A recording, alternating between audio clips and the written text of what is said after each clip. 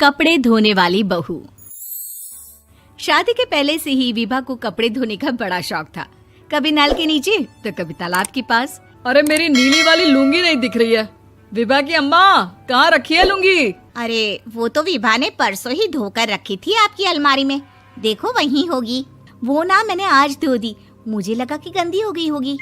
अरे कैसे गंदी हो गई थी? उसे तो मैंने पहना भी नहीं। हे भगवान, इस लड़की के कपड़े धोने की आदत से परेशान हो गया हूँ मैं। जितना तो घर में राशन नहीं आता, उससे कहीं ज्यादा डिटर्जेंट पाउडर का खर्चा है। इसकी शादी करवा दो, शादी जाए अपने घर में ही करे काम, फिर चाहे घर के कपड़े धोने हो या पूरे गांव के। हाँ ठीक बोल रही हूँ, देखता हूँ मैं कोई लड़का। वो दिन भी आ जाता है जब विभा को देखने लड़के वाले आ जाते हैं। लड़की मुझे अच्छी लगी। होने वाली सास कहती है, बेटी अगर कुछ पूछना है तो पूछ लो।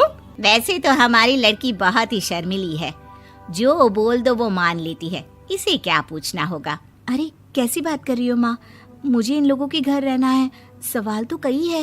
हाँ हाँ बेटा, पूछ लो ना, क्या पूछना है। आप लोगों के घर कपड़े कौन धोता है? सास का मुंह बन जाता है। देखो, अगर तुम ये कहना चाहती हो कि तुम्हें कपड़े धोने नहीं आते तो सुन लो, कपड़े मैं ही धोती हूँ, लेकिन तुम्हारे आ जाने के बाद मैं रुमाल तक नहीं धोऊंगी। अरे चुप रहना भाग्यवान, बहू बेचारी घर आई नहीं, उसे डराना शुरू कर दिया। वो क्या है ना बिटिया, अभी तक तो ये कल्लू की माँ ही धोती थी, लेकिन अब तुम्हारे पापा तो दहेज में वॉशिंग मशीन देंगे ही। तभी विभा की माँ बोल पड़ती है, सवाल भी पूछा तो क्या। वैसे भाई साहब, मशीन की तो फिर भी कपड़े धोने की कैपेसिटी होती है। मतलब जो बिटिया दे रहे हैं ना विभा, इसे कपड़े धोने का बहुत शौक है। ये आप लोगों के क्या, आस पड़ोस गांव मोहल्ले सबके कपड़े धो दे और उफ तक ना करे। बाहर देखा नहीं आपने कितने कपड़े सूख रहे हैं? सब हमारी बिटिया ने ही तो धोए हैं। बस भी करो ना माँ, शर्म आ रही इतनी तारीफ सुनकर। और तो और एक दाग निकाल कर दिखाओ तो मान जाऊं। हाँ अच्छा, माफ करना बेटा, मैंने गलत समझा। हमें तो रिश्ता बहुत पसंद है। और ऐसे जुड़ जाता है रिश्ता कपड़े धोने का शौक रखने वाली विभा का। उसकी शादी हो जाती है कोयला फैक्ट्री में काम करने वाले कल्लू के साथ। शादी के बाद अचानक विभा चिल्लाती हुई सास के पास आती है। सासू माँ, अरे सासू माँ कहाँ है आप? ये तो धोखा है, धोखा दिया आप लोगों ने मुझे।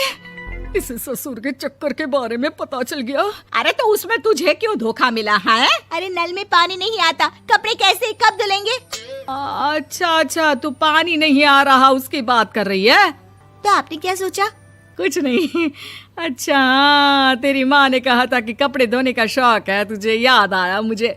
शौक बोलकर कपड़े धोने वाले मेरे जुनून को कम ना आके सासू माँ, कपड़ा धोना मेरा गुरूर है।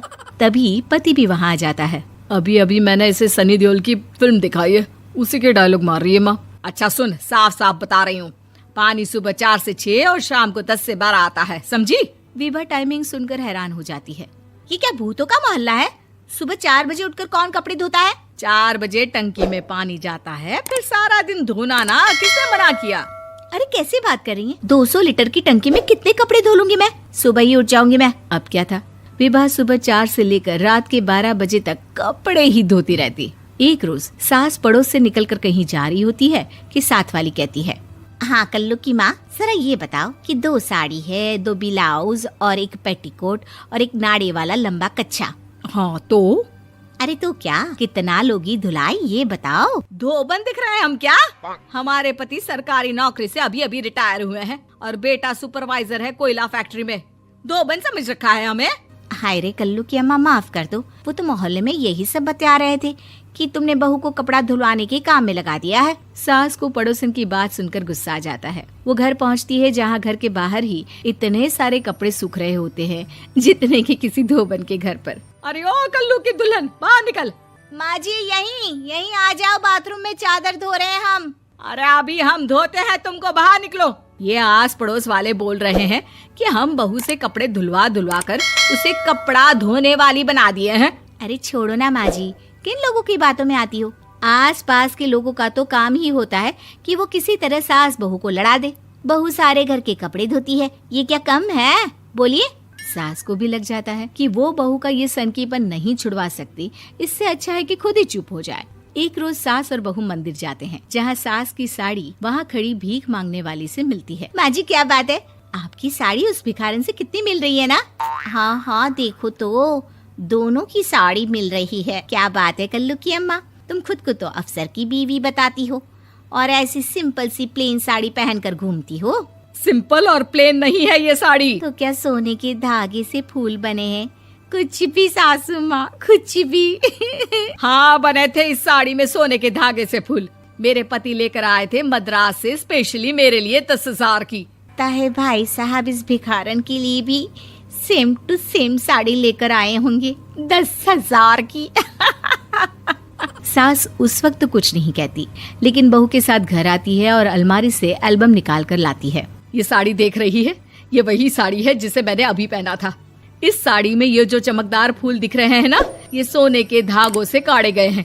लेकिन तू लोकल वॉशिंग मशीन ब्रश से घिस घिस कर सारे फूलों को निकाल कर साड़ी प्लेन कर दी। मुझे माफ कर दीजिए सासू माँ। और तो और, जब मैंने तुझे तेरी गलती के लिए कुछ नहीं कहा, लेकिन तूने तो सबके सामने मेरा मजाक ही बना दिया। क्यों? बहू को समझ में आ जाता है कि अब से उसका कपड़े धोना बंद।